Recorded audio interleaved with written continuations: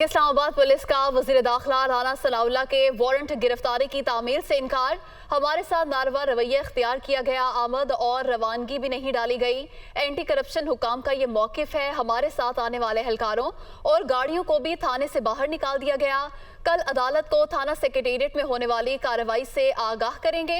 Anti corruption हुकाम की जानिब से ये मौकिफ अपनाया गया है और कल अदालत को भी इस हवाले से आगाह किया जाएगा। इसी पर बात करेंगे। नुमाइंदा दुनिया न्यूज़ कमरुल मुनव्वर हमारे साथ मौजूद हैं। जी कमर, बताइएगा इस्लामाबाद पुलिस क्यों ताउन नहीं कर रही? जी बिल्कुल, इस्लामाबाद पुलिस का ये कहना है कि इस हवाले से हमें ये कहा गया था कि सिर्फ जो इनके तमाम डॉक्यूमेंट्स हैं उसको वसूल किया जाए, लेकिन उनकी तामील जो है वो अमल में नहीं लाई गई।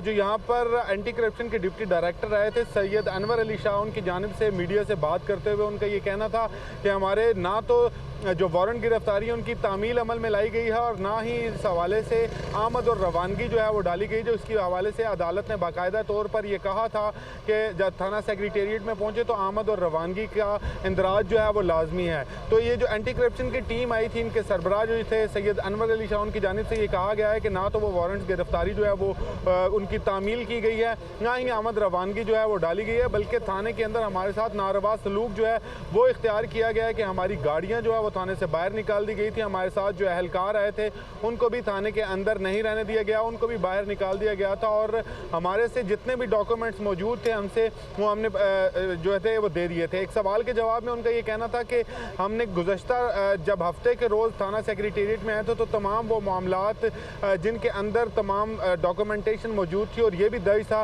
कि उसके ऊपर ये कौन सा मुकदमा है और इस पर ये कितने अरसे से दर्ज है और इस पर क्या कार्रवाई अब तक हो चुकी है, वो तमाम तफसीलात जो है वो थाना सेक्रेटेरिएट को दी थी। आज भी हम तमाम इस्लामाबाद पुलिस की जानिब से ताउन नहीं किया गया। कल अदालत को भी इस हवाले से आगाह किया जाएगा। कमर, बहुत शुक्रिया आपका।